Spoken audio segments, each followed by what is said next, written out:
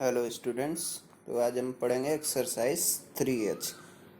इस एक्सरसाइज में ब्याज, लाभ, हानि, क्रय मूल, विक्रय मूल, इन सब चीज़ों से रिलेटेड क्वेश्चंस हैं जो हम दो चर वाले रैखिक समीकरणों युग्म की सहायता से हल करेंगे। आइए देखते हैं एक्सरसाइज 3H।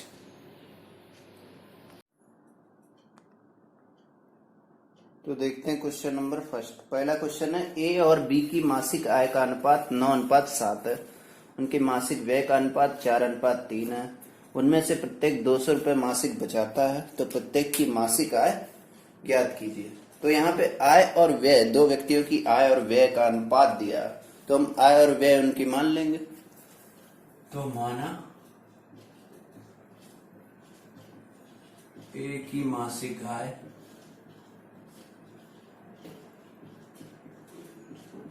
और बी की मासिक आय, यहाँ पे भी यही लिखेंगे, बी की मासिक आय। इनका अनुपात है 9:7, तो इसी क्रम में हम मान लेंगे 9x और 7x, यानी ए की मासिक आय 9x रुपए और बी की 7x रुपए। इसी तरह मासिक व्यय मान लेंगे, ए का मासिक व्यय और बी का मासिक व्यय। अब मासिक व्यय का अनुपात है 4:3, तो ए का मासिक व्यय 4y और बी का मासिक व्यय 3y मान लेंगे। अब देखते हैं नीचे क्या दिया है क्वेश्चन में, प्रश्नानुसार। अगली लाइन है, यदि उनमें से प्रत्येक 200 रुपये मासिक बचाता हो तो प्रत्येक की मासिक आय ज्ञात कीजिए। तो 200 रुपये बचाता है, क्या मतलब 200 रुपये बचत करता है। वो कैसे निकलती, आय में से व्यय घटा दें, यानी कि जो जितना इंसान कमाता है उसमें से जितना खर्चा करता है वो घटा दें, तो क्या निकलेगा, बचत, जो कि दी गई है 200 रुपये। तो दोनों की अलग अलग बचत निकालना। ए की मासिक बचत बराबर, ए की आय कितनी है 9x और व्यय कितना है 4y, तो 9 माइनस 4y, जो कि दिया कितना गया है बचत 200 रुपये। तो हमने ये जो माना उससे निकाला और ये दिया गया, दोनों बराबर होंगे। तो पहला समीकरण ये आ गया, 9x माइनस 4y, 200 को भी इधर कर लेते हैं, -200 बराबर 0। ये पहला इक्वेशन आ गया। अब बी की मासिक बचत निकालेंगे तो दूसरा इक्वेशन आएगा, बी की मासिक बचत बराबर, बी का आय कितनी है 7x, व्यय कितना है 3y, 7x माइनस 3y, और ये भी कितना ही बचाता है तो 200 रुपये, प्रत्येक 200 रुपये बचाता है, यानी ए और बी दोनों ही 200 रुपये बचाते हैं। यहाँ भी हमने 200 को इधर कर लिया और ये समीकरण 2 हो गया। अब इन दोनों समीकरणों को आप किसी भी विधि से हल कर सकते हैं। मैं बीजगणित विधि से हल कर देता हूं। समीकरण 1 व 2 को बीजगणित विधि से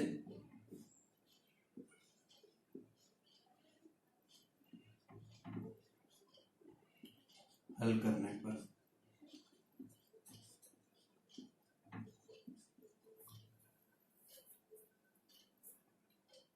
क्या लिखेंगे, x बटे y बटे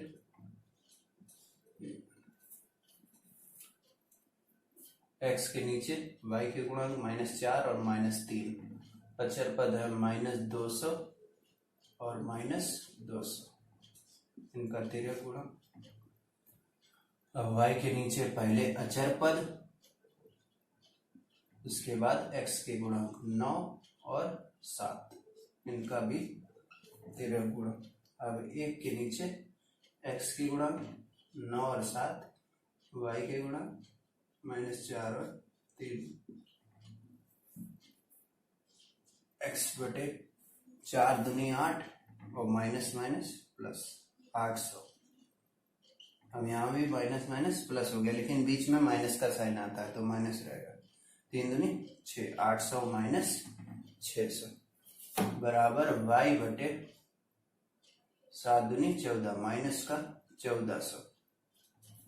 अब यहाँ पे माइनस है और माइनस बीच में और आता है तो माइनस माइनस क्या हो जाएगा प्लस 9 दूनी 18 यानी 1800 बराबर 1 बटे 9 तिया 27 माइनस का 27 माइनस यहाँ पर भी है तो माइनस माइनस प्लस 7 चौक 28 ये आ गया।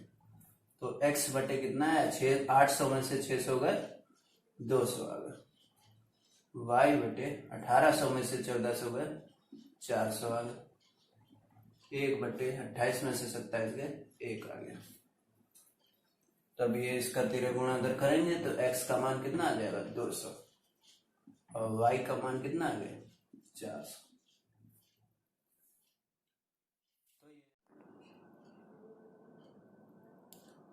तो हमें क्या ज्ञात करना था a और b की मासिक आय। यहाँ पे x और y के मान आ गए। a की मासिक आय क्या थी 9x यानी x का गुणा करेंगे 9 में। x का मान कितना आया 200 यानी 200 गुणा 9 तो a की मासिक आय कितनी आ गई 1800 रुपए। इसी तरह b की मासिक आय कितना है 7x x का मान 200 गुणा 7 बराबर 1400 रुपये। तो ये ए और बी की मासिक आया। इस तरह से आप पहला क्वेश्चन कर सकते हैं। अब देखते हैं दूसरा क्वेश्चन क्या है।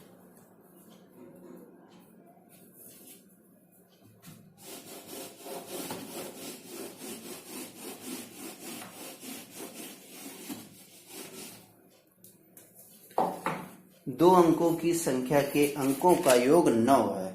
इस संख्या का 9 गुना संख्या के अंकों को पलटने से बनी संख्या का 2 गुना है, वह संख्या ज्ञात कीजिए। तो जब भी आपको 2 अंकों की संख्या वाला क्वेश्चन आ जाए तो आपको उसके इकाई और दहाई का अंक मानना x और y। लेकिन वो संख्या कैसे लिखेंगे आप? अगर इकाई का अंक y है और दहाई का x है तो संख्या x y नहीं होगी, ये गलती नहीं करना। जैसे देखते हैं इकाई का अंक 4 है और दहाई का अंक 3 है तो संख्या क्या होगी 34 होगी, ना कि 3 गुणा 4 12। ये तो 12 आ गया। तो x y नहीं होगी संख्या। संख्या कैसे लिखेंगे?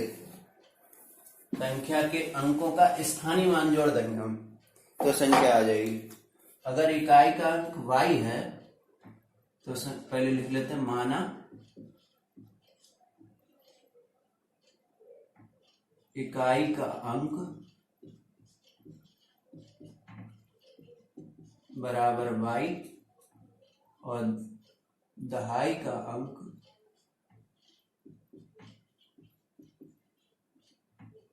बराबर x।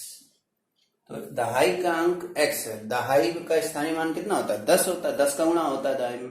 तो संख्या क्या हो जाएगी दहाई में 10 का गुणा होता है तो दहाई के अंक का स्थानीय मान 10x होगा। इसमें इकाई के अंक का स्थानीय मान जोड़ देंगे तो ये इस तरह से संख्या लिखेंगे। ठीक है, x y नहीं लिखेंगे तो ये संख्या आपकी होगी अगर ये इकाई और ये दहाई है। अब देखते हैं क्वेश्चन में और क्या दिया गया। संख्या के अंकों का योग 9 है तो प्रथम शर्तानुसार लिखते हैं। प्रथम शर्तानुसार संख्या के अंक क्या है x और y, इनका योग कितना है 9 यानी x प्लस y बराबर 9। ये पहला समीकरण हो गया।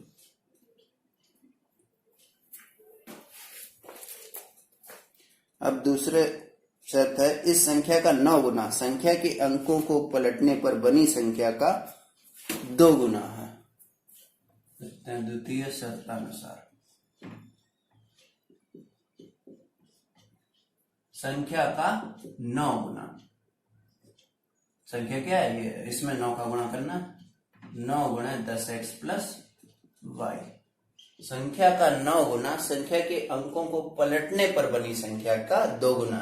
तो संख्या के अंकों को पलटने पर क्या हो जाएगा, ये दहाई है इकाई हो जाएगा, ये इकाई दहाई हो जाएगा, यानी 10x प्लस y है तो अंकों को बदल देंगे तो 10y प्लस x हो जाएगा। ये अंकों को पलटने पे बनी संख्या का दोगुना इसके बराबर है, तो हमने ये इसके बराबर कर दिया। अब यहां से एक दूसरी इक्वेशन आ जाएगी, इसका गुणा करेंगे 90x प्लस 9y, 2 का गुणा करेंगे 20y प्लस 2x। अब ये x इधर कर लेंगे, 90 में से 2 गए 88x, 20 इधर आएगा माइनस का हो जाएगा 20 और 9 प्लस का यानी 11y बराबर 0। ये दूसरा समीकरण हो गया।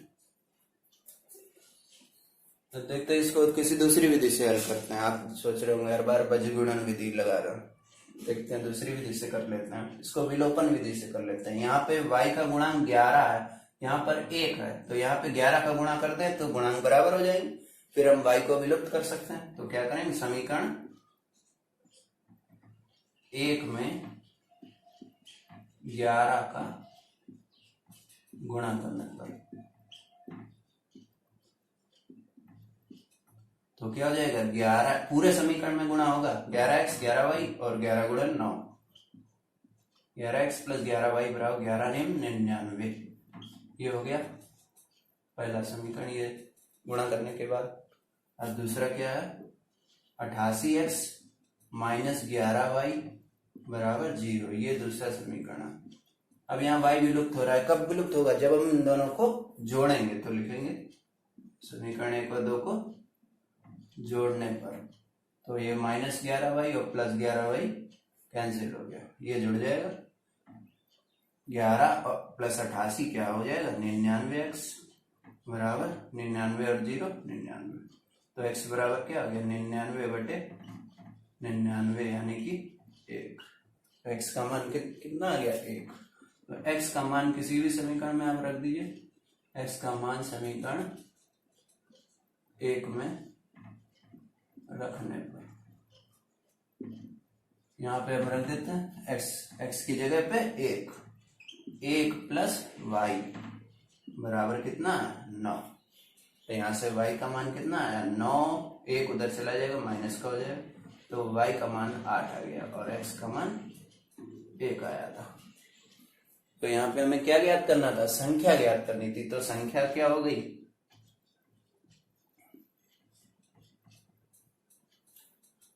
अब संख्या यहाँ आप मान रखो, चाहे आप डायरेक्ट भी लिख सकते हो। यहाँ रख के आपको दिखाते हैं संख्या। x का मान 1 है, 10 गुणे 1 प्लस y का मान 8 है, तो 10 एकम 10 प्लस 8 यानी 18। हमें दिख रहा है इकाई 8 है, दहाई 1 है, 18 आ गई संख्या। तो ये इस तरह से क्वेश्चन होगा। आइए देखते हैं क्वेश्चन नंबर 3।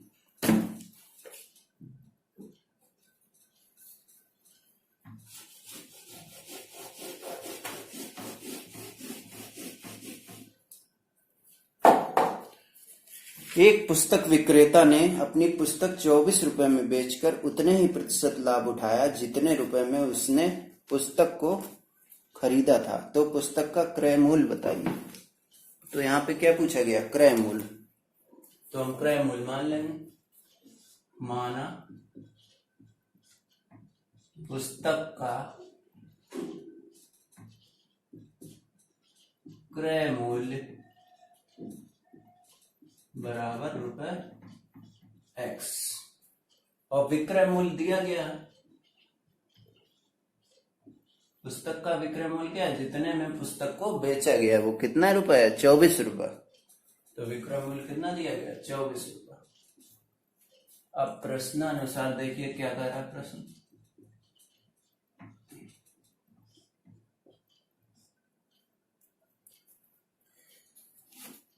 ₹24 में बेचकर उतने ही प्रतिशत लाभ उठाया जितने रुपए में उसने पुस्तक को खरीदा था।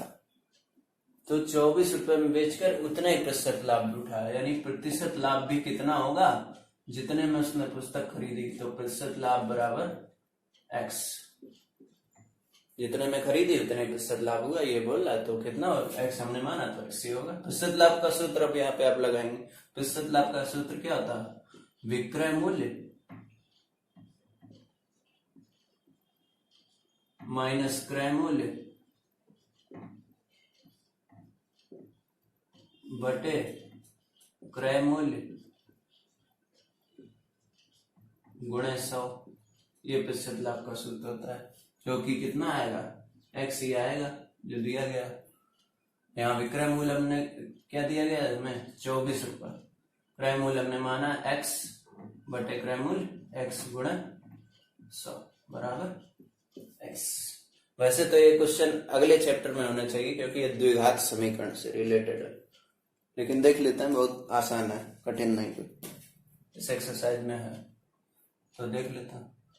100 का गुणा 24 माइनस x से करेंगे। 100 गुणा 24 कितना हो गया, 2400 माइनस 100 गुणा x 100x बराबर, ये x उधर चला जाएगा, x into x x square. अब इन दोनों को भी हम उधर कर देंगे, तो एक्स स्क्वायर ये माइनस उधर जाएगा, प्लस का हो जाएगा 100x 24 100 माइनस का हो जाएगा। तो ये द्विघात समीकरण बन गया। इसको हमें हल करके x का मान निकालना। तो जैसे आप शून्य ज्ञात करते थे ना, उसी तरह इसके गुणनखंड ज्ञात करेंगे। तो यहाँ पे हम 100x के पार्ट करेंगे, 100 के पार्ट करेंगे, जिनका गुणा क्या होना चाहिए, 2400। तो क्या बनाएंगे, 1200 120 और 20, यानी 12 दूनी 24, 2 जीरो हो जाएंगे, 2400। इनका गुणा क्या है, 2400, और इसमें से घटाएंगे कितना आएगा, 100। तो ये दो पार्ट होगा। एक्स स्क्वायर 100 को लिख सकते हैं 120 माइनस 20 x माइनस 2400 बराबर 0। अब इनको अलग अलग कर देंगे, x square plus 120x minus 20x minus 2400 बराबर 0। अब यहां पर क्या कॉमन है, x, क्या बचा यहाँ x, यहाँ पर 120, यहाँ पर माइनस चिन्ह कॉमन है और 20 कॉमन है। यहाँ बचा x प्लस, इससे 20 कॉमन लेंगे, 2 एकम 2, 2 दूनी 4, और 1 0 बाहर चला गया, 1 0 बचा, तो x प्लस 120 बराबर 0। अब यहाँ क्या कॉमन है, x प्लस 120 कॉमन है, x माइनस 20 बराबर 0। अब यहां पर या तो ये 0 होगा या ये 0 होगा। तो देखिए, जब x प्लस 120 बराबर 0, तो x का मान कितना आया, माइनस 120। x क्या था, क्रय मूल्य। तो क्या क्रय मूल्य माइनस में हो सकता है, किसी वस्तु का क्रय मूल्य माइनस में तो होगा नहीं। तो ये आंसर कैसा है, गलत है। तो हमें आंसर कहां से मिलेगा, यहां से। तब ये लिख सकते हैं, यहाँ पे तो माइनस आया तो ये गलत है, तो हम लिखेंगे x माइनस 20 बराबर 0। तो यहाँ से x क्या है, 20, तो ये आंसर सही है, ये प्लस में है। तो पुस्तक का क्रय मूल्य क्या आ गया,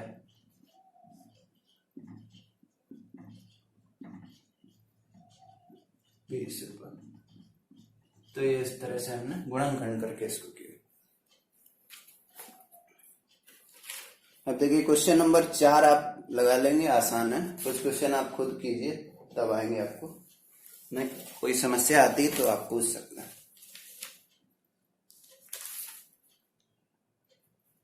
अब देखते हैं क्वेश्चन नंबर 5 देखते हैं। एक व्यक्ति, क्वेश्चन नंबर 5 देखते हैं।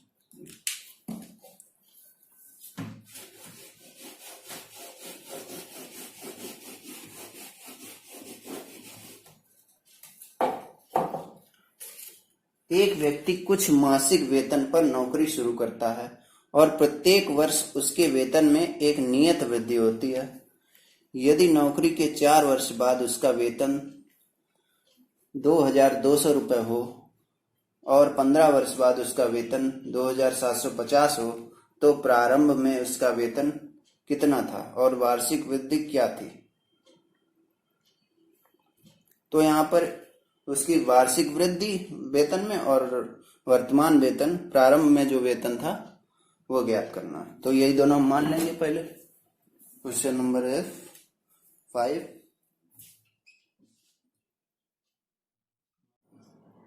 व्यक्ति का प्रारंभिक वेतन बराबर x रुपए और वार्षिक वृद्धि y, यानी कि उसका प्रारंभिक वेतन x रुपए और हर साल कितना बढ़ता है y रुपए।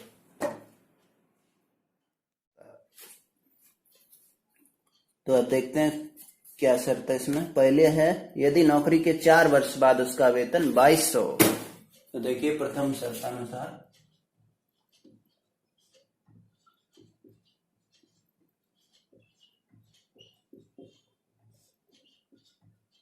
नौकरी के 4 वर्ष बाद उसका वेतन 2200 रुपए हो। तो 4 वर्ष में पहले वृद्धि निकाल के इस प्रारंभिक वेतन में जोड़ देंगे तो उसका 4 वर्ष बाद का वेतन आ जाएगा। व्यक्ति का 4 वर्ष बाद वेतन बराबर रुपए 2200, ये दिया गया। अब हम निकालेंगे अपने माना इस हिसाब से। तो प्रारंभिक वेतन कितना है x, इसमें हम जोड़ देंगे 4 साल में उसके वेतन में कितनी वृद्धि हुई। तो एक निश्चित वृद्धि होती है, 1 साल में y रुपए की वृद्धि होती है तो 4 साल में 4y की होगी। तो 4y हम x में जोड़ देंगे तो 4 साल बाद का वेतन आ जाएगा। तो ये होना चाहिए।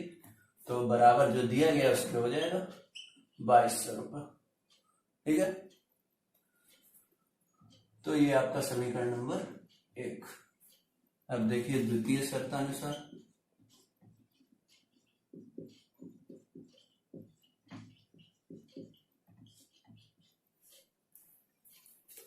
दूसरी शर्त है कि 15 वर्ष बाद उसका वेतन 2750 हो। 15 वर्ष बाद, तो व्यक्ति का 15 वर्ष बाद इसी तरह से निकाल लेंगे। 15 वर्ष बाद वेतन कितना दिया गया? 15 वर्ष बाद वेतन 2750। 2750 रुपए। तो यहाँ 15 वर्ष बाद हमने जो माना उस हिसाब से वेतन निकाल लेते हैं। तो प्रारंभिक वेतन x और 15 वर्ष में कितनी वृद्धि होगी? 1 वर्ष में y है तो 15 वर्ष में 15y। तो ये दोनों बराबर हो जाएंगे। ये समीकरण नंबर 2। अब इन दोनों समीकरणों को हल कर लेंगे। इसके नीचे लिख लेते हैं समीकरण पहला वाला 2200। यहाँ में दिख रहा है x के गुणांक बराबर है, तो इसको अगर हम घटा दें तो x कट जाएगा। तो लिख देंगे घटाने पर चिन्ह बदल जाता। ये माइनस का ये प्लस का कैंसिल हो गया। 15 में से 4 गए 11 भाई बराबर 0 में से 0 गया 0, 5 में से 0 गया 5, 7 में से 2 गया 5, 2 में से 2 गया 0। तो ये 550 आया। तो y का मान कितना आ गया? 550 बटे 11, 11 पचे 55 यानी 50 आ गया y का मान। अब y का मान किसी भी समीकरण में रख दीजिए। आप 1 में रख देते हैं। समीकरण 1 में रखने पर x प्लस 4 और y का मान कितना आया? 50 बराबर कितना दिया? 2200। अब यहां से x का मान भी निकाल लेंगे। x प्लस 5 को 20 200। देखिए x का मान क्या आ गया? 200 उधर कर देंगे। 2200 में से 200 गए तो कितना आया? 2000। तो हमसे क्या क्या पूछा गया था? प्रारंभिक वेतन। इसलिए व्यक्ति का प्रारंभिक वेतन वो हमने माना था x, तो x का मान कितना आया? 2000। तो उसका पहले वेतन कितना था? 2000 रुपए। और वार्षिक वृद्धि पूछी गई है जो हमने मानी y का मान कितना आया? 50। तो हर साल कितना बढ़ता? 50। तो ये इस तरह से। तो आप क्वेश्चन नंबर 10 तक करिए एक्सरसाइज 3H में। जो क्वेश्चन अगर नहीं आता आपको तो आप पूछ सकते हैं। Thank you.